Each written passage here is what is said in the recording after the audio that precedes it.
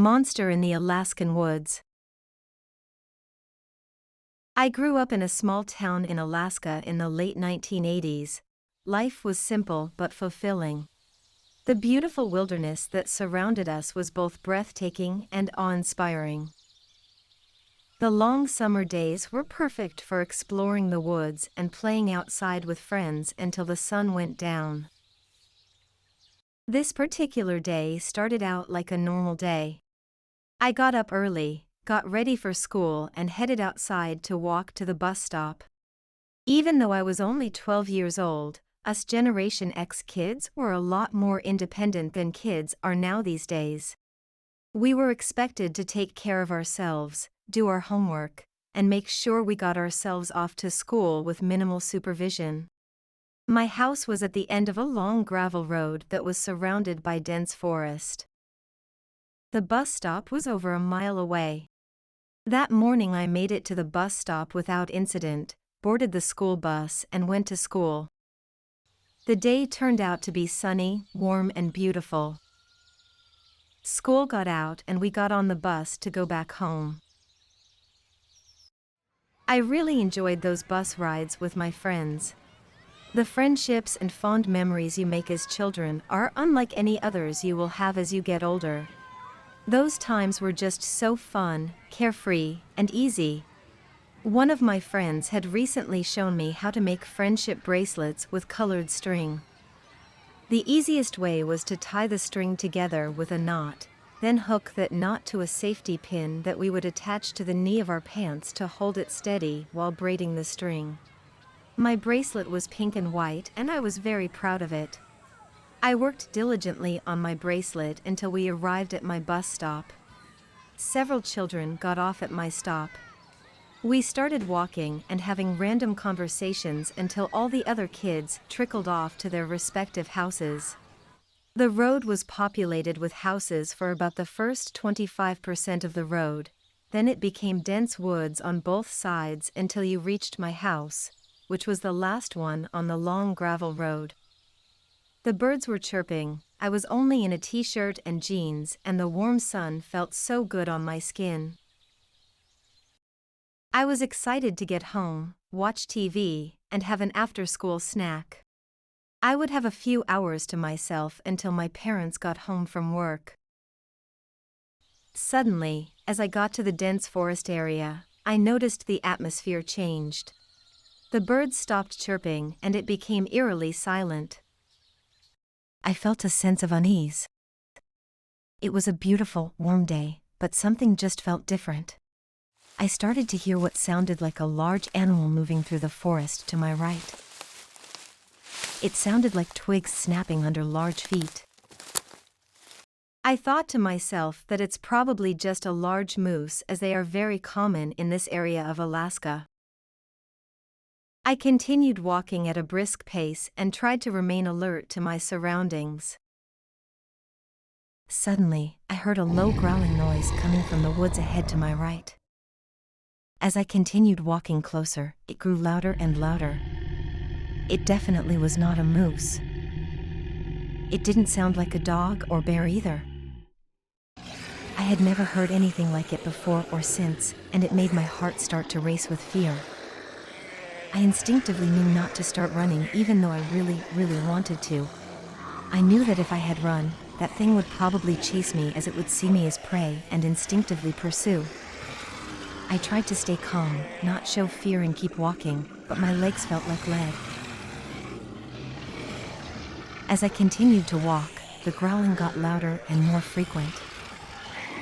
My mind raced with thoughts of bears, wolves, and other wild animals that roamed the Alaskan wilderness, and my mind was trying to make sense of what this thing could actually be. I tried to see into the woods, but it was too dense to make anything out. I was almost glad I couldn't see what was there because that would have made it more terrifying. I could see my driveway coming up on the left, almost in slow motion. I fumbled for my house key, and it seemed like it took an eternity to make it to the front door and get it unlocked. Finally, I made it into the house safely, but the experience left me very shaken. It was a reminder of the danger that comes with living in the Alaskan wilderness. From that day on, I made sure to always be aware of my surroundings when out in nature. 36 years later, and I still think about this experience all the time and what that monster in the woods could have been.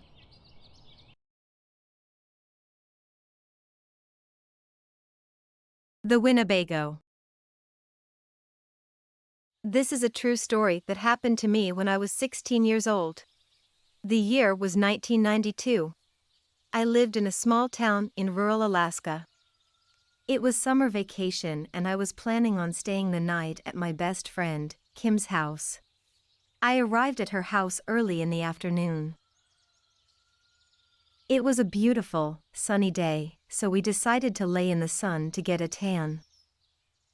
Then we washed her truck, while we sang and danced to a new Prince CD I had just bought. We also talked, laughed, and gossiped about events from our high school. It was a great day. When the evening came around, we went inside to eat dinner. Kim's mom always poured me a giant glass of whole milk with every meal. I was always too shy and polite to tell her that I hate milk. I forced the milk down and finished my dinner. Then, we watched some music videos on MTV while discussing our plans for the night. We decided that it would be really fun to sleep in Kim's parents' Winnebago that was parked in their driveway. We got permission and headed outside with all our stuff and sleeping bags. We got the camper beds made. I got a weird feeling and voice in my head that said, "Lock the doors." I asked Kim how to lock the camper door. She looked at me like I was crazy and said, "I'm not sure."